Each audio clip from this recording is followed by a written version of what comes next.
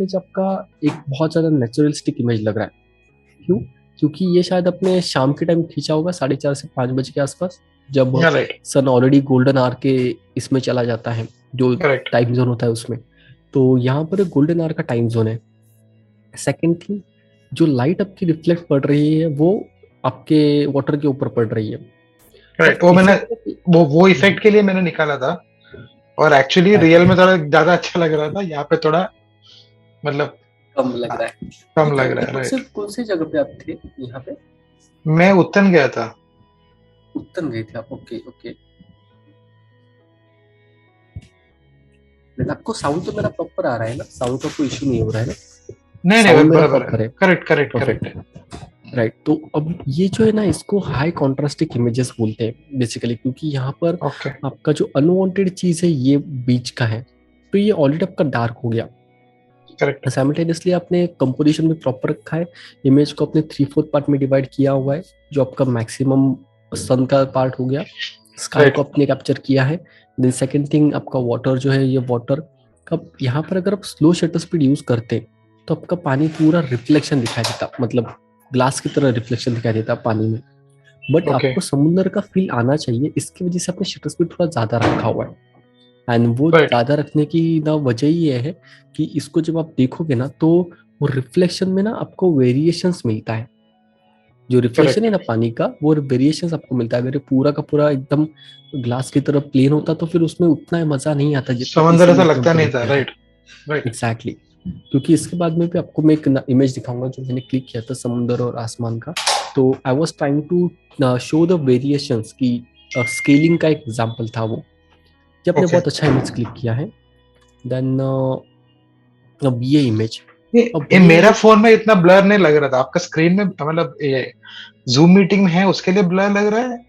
ये नहीं, इसके एग्जैक्टली बाद। क्योंकि नहीं क्योंकि जैसे आप स्क्रीन शेयर भी करते हो ना, ये जूम का जो रेजोल्यूशन है ये आपका 720 तक जाता है शायद, और करेक्ट क्योंकि ना, मतलब वन जीरो आपको एट जीरो ब्लर नहीं नहीं है। दिख रहा ना। अभी एग्जांपल मेरे मुझे वाइफ का नहीं फोटो है मुझे नेक्स्ट वाले प्रॉपर में। मुझे क्लियर दिखाई दे हाँ रहा है। एग्जैक्टली, मुझे जरा ब्लर लगा, मैंने ये तो फोटो मैंने भेजा नहीं था, ऐसा नहीं लगा नहीं। मुझे। ठीक है, ओके। देखिए, फोटो का थोड़ा, फोटो को देख के हमको अंदाजा लग जाता है कि एक्चुअली हम आपने कैसे क्लिक किया होगा। उतना तो थोड़ा सा हमको अंदाजा मिल जाता है।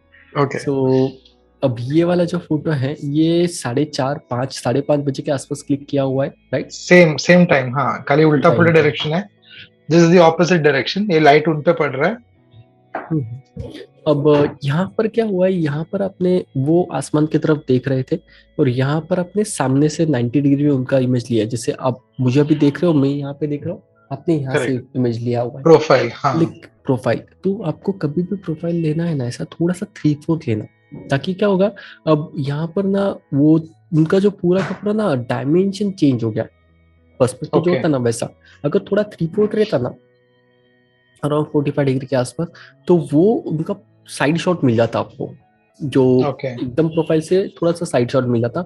एंड वहां पर क्या होता है, वहां पर आपको ना जो सब्जेक्ट है, उस सब्जेक्ट को, जैसे कभी हम हमारे इमेजेस में होता है कि अगर मान लीजिए सब्जेक्ट मेरा बहुत ज्यादा फैट है या फिर बहुत ज्यादा थीन है, तो मैं इमेजेस से एंगल्स के अनुसार मुझे जैसे उसको चाहिए वैसे मैं मोल्ड कर सकता हूँ। तो ओके। ये चीज हमको पहले देखनी पड़ती है। सेकंड चीज, उनको लाइटिंग प्रॉपर अच्छी से मिली है, लेकिन लाइटिंग यहाँ पर फ्लैट हो गई है, क्योंकि उनका ये ओके। जो पार्ट है ना, यहाँ पे वो लाइट वहां पर भी गिर रही थी। लाइट तो डायरेक्टली सन की करेक्ट। है ना, और इक्वल लाइट थी, अमाउंट ऑफ लाइट ज्यादा था। करेक्ट। तो इस इमेज में ना हमारा इमेज फ्लैट हो गया है, डायमेंशन नहीं मिल रहा है। वही अगर आपका ओके। थोड़ा सा 3/4 रहता ना, तो ये चीन के नीचे थोड़ी सी शैडो क्रिएट होती, एंड वहां पर आपका 3D लुक मिलता इस इमेज में। ओके। मैंने 3/4 भी एक फोटो के बेचता हूँ, मैं निकाला था पर, लेकिन मुझे लाइटिंग उसका पसंद नहीं आया, उसके लिए मैंने अच्छा, आपको उसे आप भेजा नहीं। भेजिए। हाँ। अब ये वो चर्च है जहाँ पर आप गए थे। Correct, so this is the wide angle shot जो मैंने निकाला था। परफेक्ट। ये आपने 18 mm पे लिखा ला होगा, राइट? और यहाँ पर करेक्ट। अपर्चर कितना यूज किया था? अगेन, मैं एक्चुअली वो एक्सपोजर मीटर पे ध्यान रखता हूँ मैं। हम्म। जैसे मेरा एक्सपोजर मीटर मतलब मिड पे लाने की कोशिश पे है, तो मैं ऑन द स्पॉट में I don't really look at values. मैं आईएसओ को टच ओके। नहीं करता हूँ, मैं आईएसओ को लास्ट ऑप्शन में रखता हूँ। करेक्ट। मतलब मैं ओके। बाकी सब ऑप्शन ट्राई किया, और मैं फिर अगर मेरा एक्सपोजर मीटर बैलेंस में नहीं आ रहा है, तब मैं एक्सपोजर आईएसओ यूज किया हूँ। उसके अलावा नहीं तो ओके। क्योंकि बिल्कुल मुझे बिल्कुल। मेरा मन में वो डर बैठ गया है कि आईएसओ में छेड़खानी मतलब इमेज की बैंड, इमेज ऐसा मुझे खराब हो लगता है। जाएगी।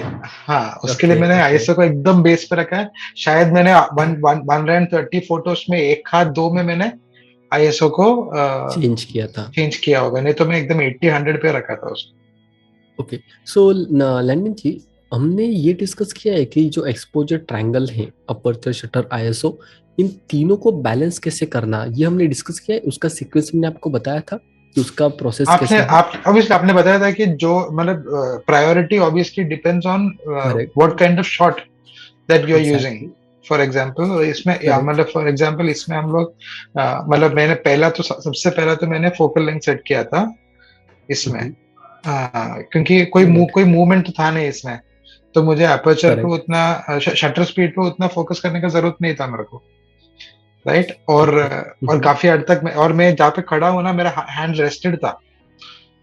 तो मुझे वो क्या बोलते हैं, ब्लर का या फिर कहते उसकी हैं, ज्यादा चिंता नहीं थी, ब्लर चिंता नहीं नहीं था मिलेगा मेरे को। करके। राइट, हाँ। करेक्ट। तो तो अभी ये मान लीजिए ये हमको शॉट लेना होता अभी सेम, तो यहाँ पर आप 18 mm पे शूट कर रहे थे, अब 18 mm आपका लास्ट फोकल लेंथ है, करेक्ट, उससे छोटा तो आप जा नहीं सकते। तो वो करेक्ट। हमारे पास लिमिटेशन आ गया, हमने वो लिमिटेशन पे काम करना चालू कर दिया। अब यहाँ पर क्या हुआ कि ये जो थोड़ा सा पार्ट है ना, ये वाला, ये मेरा हम्म। कट हो गया। ये जो पार्ट है यहाँ पर मिल गया, लेकिन ये थोड़ा कट हो गया। करेक्ट। राइट। तो अब यहाँ पर दिक्कत ये है कि ये कॉर्नर मुझे मिल नहीं रहा है जो भी मेरा सब्जेक्ट का है। दैट इज फाइन, कोई दिक्कत नहीं है इतना, क्योंकि हमारा मैक्सिमम सब्जेक्ट क्लियर हो रहा है। लेकिन ये थोड़ा सा ना कैमरा डाउनवर्ड लग रहा है मुझे, जो पर्सपेक्टिव है ना थोड़ा सा हम्म। डाउनिश लग रहा था ये। तो एक्चुअल में जो चर्च है ना, थोड़ा बड़ा ज्यादा दिखाई दे रहा है in the terms of length, जो ओके, लेंथ है। ओके। आप इसको कैसे क्लिक कर रहे थे, हमारे जो आई लेवल पे क्लिक कर रहे थे या थोड़ा सा डाउन अप गए थे? नहीं, नहीं, आई लेवल पे। आई लेवल पे, ओके। हाँ। तो इसको अगर क्लिक करना है तो सबसे पहले हम लोग क्या करेंगे, जो कि हम लोग डे लाइट में शूट कर रहे हैं, तो हम लोग आईएसओ रख देंगे 100, हम्म। पिक्स रख दिया, लो रख दिया, तो हमको ज्यादा ग्रेस आने की कोई दिक्कत नहीं है। राइट। करेक्ट, सेकेंड थिंग, हम लोग यहाँ पर अपर्चर ज्यादा बड़ा रखेंगे, क्योंकि डे लाइट में लाइट बहुत ज्यादा अवेलेबल है सिचुएशन में। अब करेक्ट। उसको कंट्रोल करने के लिए आईएसओ तो आपने कंप्लीट कर दिया, कम रख राइट, दिया। सेकेंड, राइट, आप अपर्चर इसके लिए रख रहे हो कि आपको डेप्थ ऑफ फील्ड बहुत ज्यादा मिलना चाहिए। Depth of field right. ज्यादा मतलब मैक्सिमम एरिया आपका फोकस में होना चाहिए। तो यहाँ पर आप अपर्चर कर सकते थे F11 या फिर F16, अगर बहुत ही ज्यादा ब्राइट लाइट होता था तो। क्योंकि यहाँ पर जैसे मैं देख पा रहा हूँ ना, ये जो व्हाइट कलर का वॉल है इनका, ये बहुत ज्यादा ओवर एक्सपोज दिखाई दे रहा है मुझे इसमें। करेक्ट। तो जो कि ये आई थिंक अपने 4:30-5 बजे के आसपास भी आपने क्लिक किया होगा, तभी वहाँ पर इनफ अच्छी खासी लाइट अवेलेबल होती है उसमें। राइट। तो इसका मुझे यहाँ पर शटर स्पीड मैंने 1/125 रखा था। शटर स्पीड आपका डिसेंट है, शटर स्पीड में कोई ना अपने मतलब कोई ऐसा दिक्कत नहीं है, क्योंकि 1/125 में आपका अच्छा खासा जो मोशन है फ्रीज हो जाता है। लेकिन आपका सब्जेक्ट यहाँ पर स्टील है, तो 1/125 आपके लिए इनफ शटर स्पीड अवेलेबल है।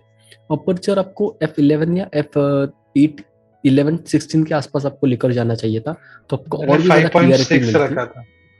मैंने हाँ। 5.6 रखा था।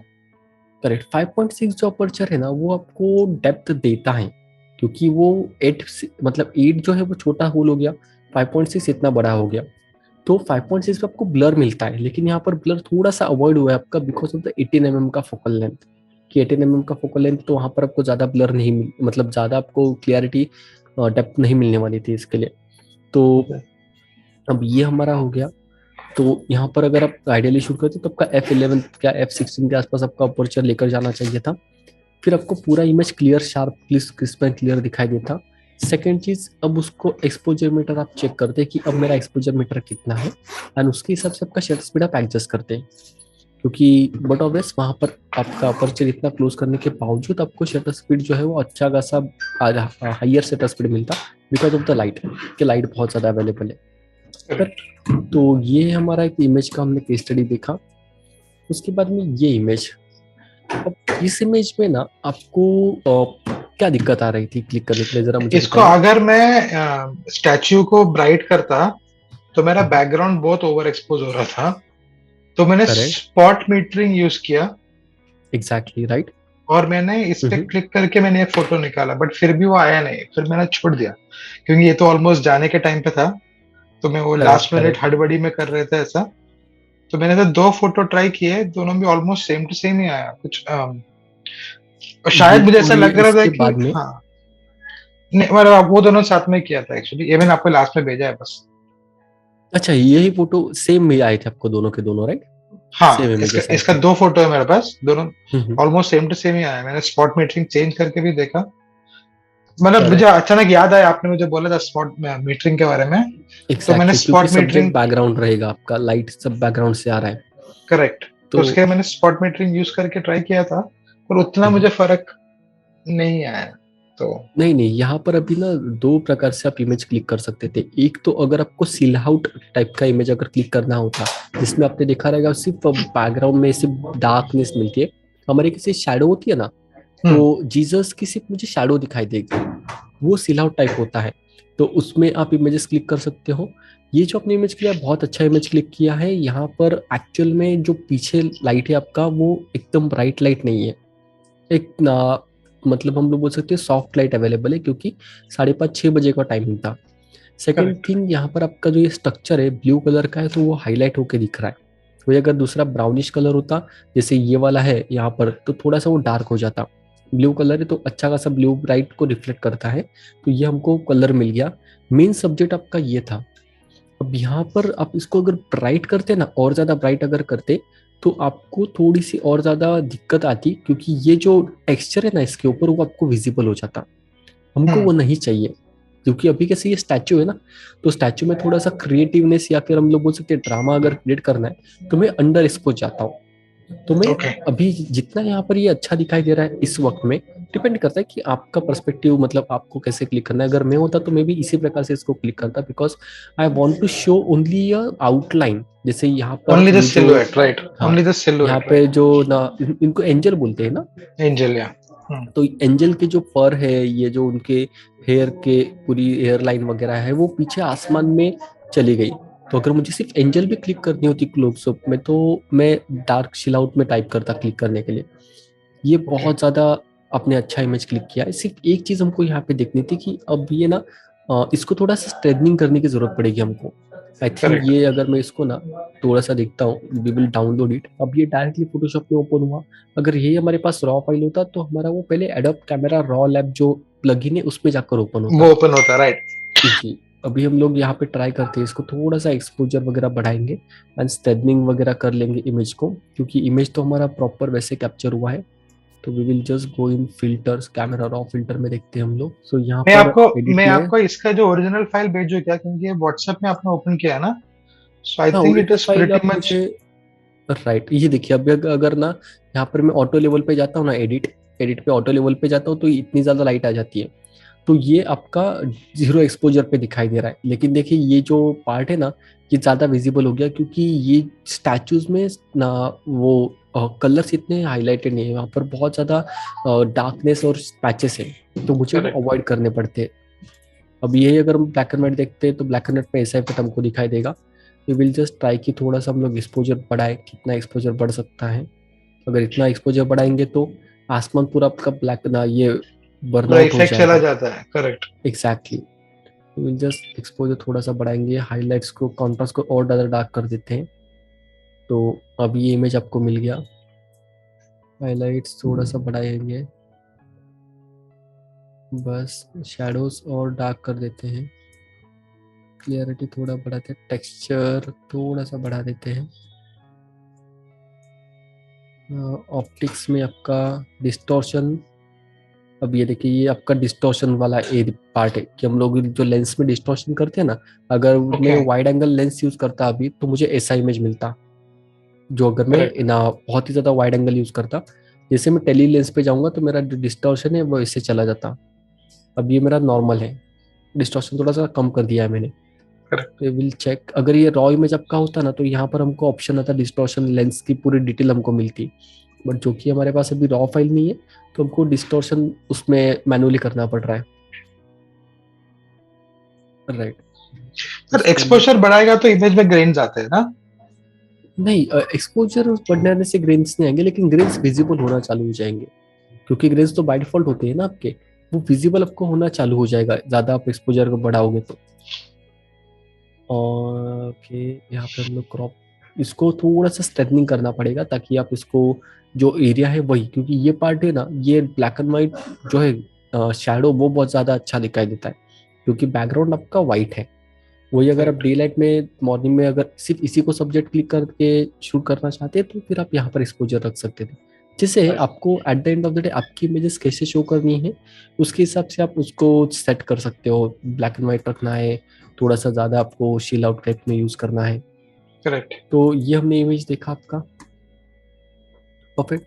उसके बाद में ये इमेज आपने राइट, ये आपका ये 3/4 आपने वाला पार्ट था। करेक्ट। करेक्ट। तो अभी अगर आप यहाँ पे देखोगे तो इनका एक्चुअल में जो पूरा चेहरा है वो विजिबल हुआ है। सेकंड इमेज में थोड़ा सा डेप्थ हमको दिखाई दे रहा है, जो भी ना इमेज है उनका। एंड साइमल्टेनियसली उनका जो प्रोफाइल शॉट से ये बेटर लग रहा है, जो वाला साइड वाला शॉट था। अब ये ना, there is something which we called it as a composition, हमको सीखना बाकी है, जिसको रूल ऑफ थर्ड ऐसे ग्रिड लाइंस आते हैं आपके कैमरा के अंदर, कैमरा आपने में, देखे राइट। रहेंगे। राइट। तो वहां पर ग्रिड लाइंस को यूज करके इमेजेस क्लिक करने पड़ते हैं। तो उसमें ओके। रूल ऑफ थर्ड का एक कंपोजिशन का पार्ट है, वो मैं आपको बताऊंगा। Then okay. उसके बाद में आप इसको रिकम्पोज कर सकते हो इमेज को। तो आप अभी ओके। एक चीज से इतना ध्यान में रखिए कि अगर कभी आप ऐसे सब्जेक्ट क्लिक करते हो ना, तो सब्जेक्ट किस तरफ देख रहा है। अभी इनके लिए कौन सी टाइप में, कौन सी तरफ वो देख रहे हैं, उनके राइट में, करेक्ट, हाँ। जब वो क्लिक कर रहे थे। और अगर वो सब्जेक्ट जिस डायरेक्शन में देख रहे हैं ना, उसको हम लोग बोलते हैं एक्टिव मूविंग एरिया। जिस ओके। डायरेक्शन में, जैसे अभी मैं अगर हूँ, तो अभी मुझे देखना, मैं वही पर्सन हूँ जो आप कल मुझे क्लिक कर रहे थे फॉर एग्जाम्पल। अब मैं फ्रेम मेरी ये है और मैं ऐसे देख रहा हूँ। तो अभी क्या हो रहा है कि मैं यहाँ पे देख रहा हूँ, मेरा एक्टिव डायरेक्शन ये है, लेकिन बैकग्राउंड में बहुत ज्यादा अनवांटेड ब्लैक में ये आ पेस गया, है। खालीनेस आ गया, स्पेस आ गया। तो आपको क्या क्लिक करना है, आपको हमेशा ना ऐसे क्लिक करना है कि जहाँ पे वो बैकग्राउंड ऑफ रहेगा ना, नेगेटिव स्पेस है, मतलब नेगेटिव एक्टिव स्पेस स्पेस। ये, वहाँ पैसिव स्पेस है। तो आगे पैसिव करना स्पेस है। को कंप्लीट करना है, और आपका जहाँ पे डायरेक्शन जा रहा है सब्जेक्ट का, वो आपको ज्यादातर रखना है कि लाइक आपको सब्जेक्ट को आगे जाने के लिए जगह देनी है। इसको हम लोग ओके। बोलते हैं एक्टिव मूविंग डायरेक्शन। कभी भी कोई पर्सन वॉकिंग कर रहा है, कोई एनिमल बैठा हुआ है, या फिर कुछ भी गाड़ी अगर जा रही है, तो आप जहां पर वो जो जा रही विजिबल है ना, एरिया।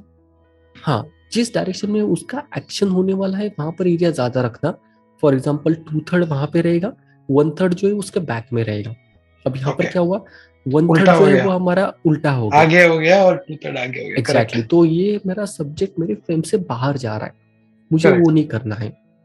करेक्ट। ओके। तो अगर इसको हमको रिकम्पोज करना पड़ा, तो हम लोग क्या करेंगे, यहाँ पर ये यहाँ तक ही आना चाहिए, ये जो व्हाइट कलर का है ना, यहाँ तक ही हमारा सब्जेक्ट रहेगा, यहाँ पर ज्यादा स्पीड हमको मिलेगा। अभी देखिए जैसे इस केस में है, अब पर्सन ये बैठा हुआ है, तो जिस तरफ वो आगे देख रहा है, तो ये यहाँ पर मैंने ज्यादा जगह छोड़ दी है। वो पीछे जो वहां पर ये बैठा था, उसको पीछे हमने जगह थोड़ी सी कम छोड़ दी, क्योंकि अब मुझे वहां पे ना एक्चुअली इसका सैडनेस दिखाना था कि ये जो ट्रांसजेंडर है वो कैसे, उसका उस मोबाइल में इतना खोया पड़ा है, उसका दुपट्टा पूरा पानी में वो ले रहा है, लेके जा रही है, लेकिन उसको उसकी भनक नहीं थी। तो ये हमने कैंडिडेट शॉट क्लिक किया था वैसा। सेम अगर और एक दो हम लोग शॉट देखे तो, जैसे इस केस में है, अब यहाँ पर गाड़ी जो है वो आगे जा रही है। अब हमने ये डायरेक्टली, मैं भी एक दूसरे बाइक पे था और मैं हाईवे पे था, ये सर्विस रोड पे थे। So okay. लगभग 800 का, 90 to 100 का स्पीड रहेगा दोनों बाइक्स का। और मैं कैमरा लेके उसको क्लिक कर रहा था हाई शटर स्पीड में, जो बस मोड होता है ना हमारा, उस बस मोड में शूट कर रहा था। तब ये फोकस पे शॉट क्लिक किया है। तो यहाँ पर भी हमको पता चल रहा है कि एक्टिव डायरेक्शन कहाँ पे है उसका, और ये बैक साइड में जगह कम रखी है। अगर यहीं पर करेक्ट। बैक साइड में जगह ज्यादा रहती, तो क्या होता, सब्जेक्ट को आगे जाने के लिए जगह ही नहीं मिलती मेरे इमेज में। करेक्ट।